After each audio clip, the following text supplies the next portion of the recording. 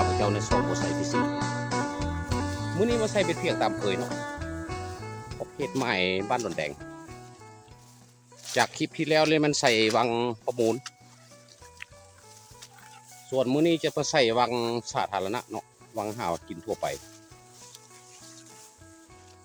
วังสาธารณะนี่ทำเลกว้างใหญ่ไปสั่นก็วังใหญ่กว่าวังประมูลอีกเฉพาะคลิปก่อนเนาะคลิปก่อนมันใส่เหยื่อใส่ปลาข้อกับปลาเข็งคลิปก่อนก็ได้4 ตัวเนาะแต่ว่ามื้อนี้สิมาลองเปลี่ยนเหยื่ออาจจะเป็นเหยื่อปลากระเดิดเหยื่อปลากระเดิดนี่เนาะจากว่าสิมีตัวกินหรือเปล่าจะทดลองบ้างเอาไปลงเหือเลย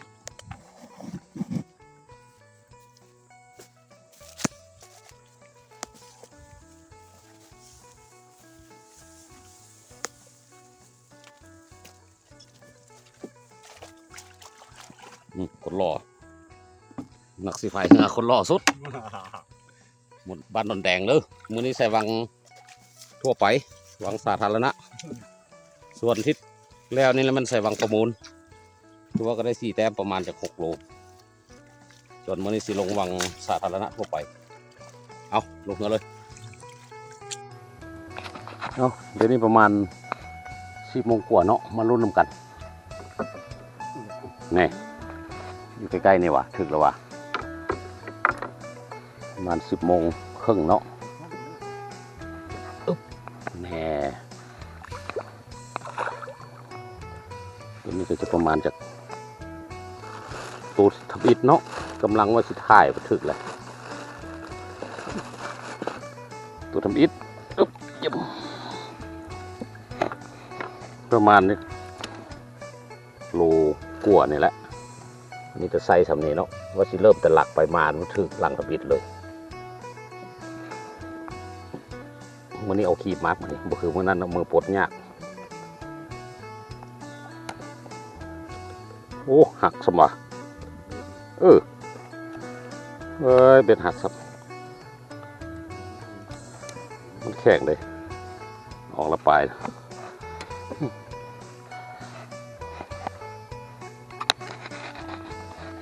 ประมาณโล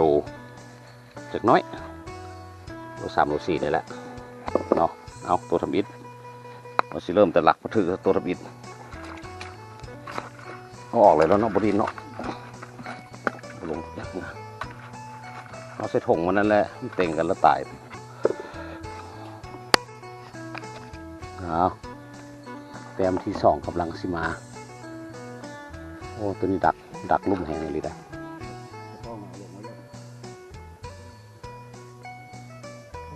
มาใช่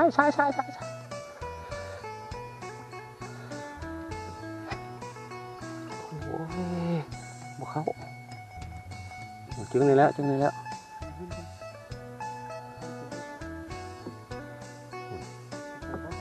ไปอีกมาเลยเงือบปิวอ่ะ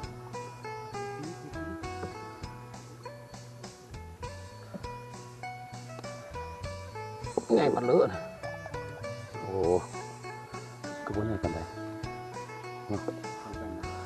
แต้มที่2ก็ปานกันประมาณจะ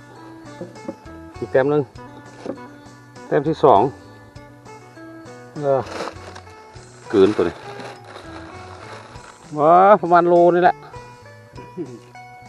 ปลาน้อย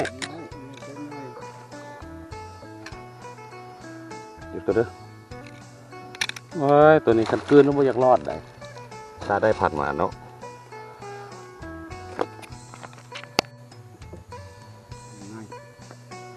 ตัวที่3แต้มที่3กำลังมานี่อย่างน้อยโอ้จิ้งเหรอก่อนทิ้งนี่แหละโอ้ตัวนี้เอาใหญ่ตัวนี้เอาใหญ่จากน้อยว่าตัวนี้เอาใหญ่ประมาณ2 โลกว่าตัวนี้2 โล 5 2 โล 4 2 โล 5ประมาณนั้นแล้ว 2 มันจะได้ประมาณได้ใหญ่ๆก็สองแต้มที่เคยได้ผ่านมา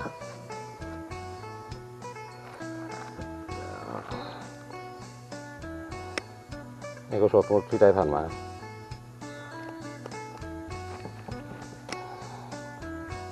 เนี่ยถ้าไปหักงัดมันหักตบจริงเสียงฟังเสียงหยาบ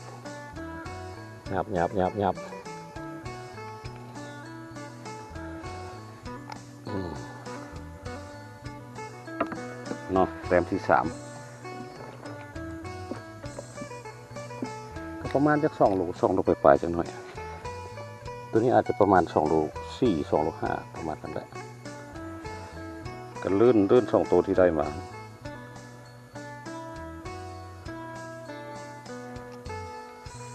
เนาะอ้าวยังเปียกนึงอยู่พุ่นจะดินบอลบ่มีเปียกเนาะมันปลายังถึงเห็นหัวจุลุขึ้นมาปลาข้าวอ่ะปลาบูปลาข้าว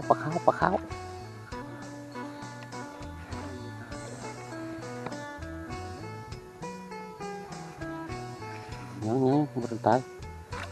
ยังปลาข้าวหรอ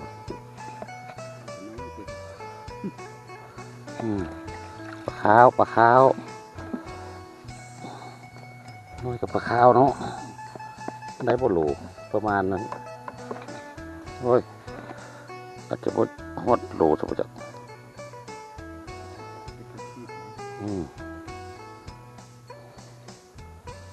ข้าวนี่ว่าบอลบลึมวางแรงเอามาใส่ตายปะปกติมันทนนะปลาโอ้โหปานหัวปลาสมับยังแงบอยู่ยัง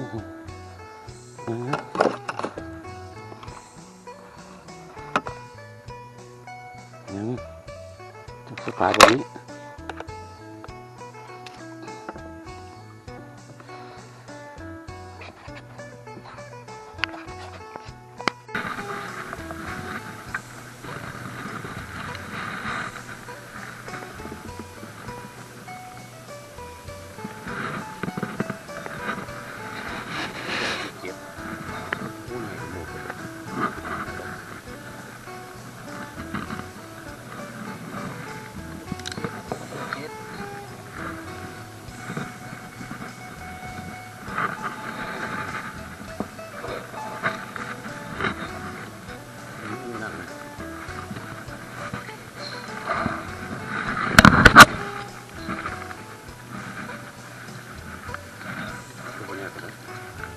เอาตื้อว่าสนั้นนะไข่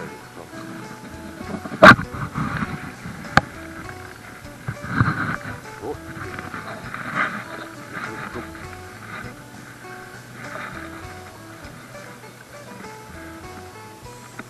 ที่ได้สิบุตรขึ้นรถ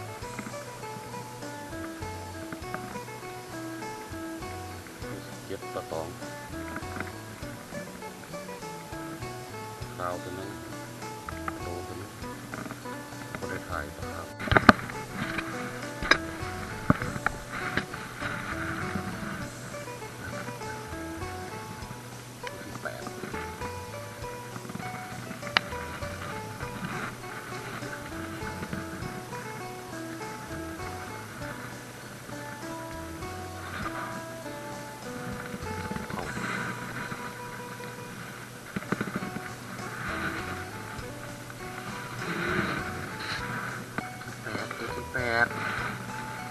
วันไง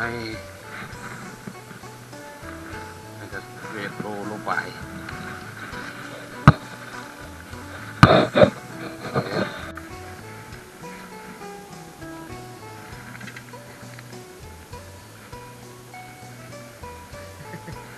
ใส่วันไงมันถึงโลลงปวดนี่แหละเงาปัดเข้าไป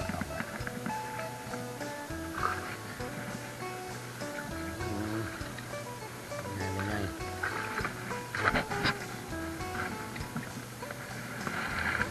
ไว้ขึ้นไปแล้วโลไปโอ้ยโล3ประมาณนี้นะโล2เหยื่อปลากระเดิดบ่ผิดหวังเก้าตัวน้อยสุดก็ประมาณโล4 โล 5เนี่ยตัวใหญ่สุดก็2 โลไปเอาซ้ำนี่แหละ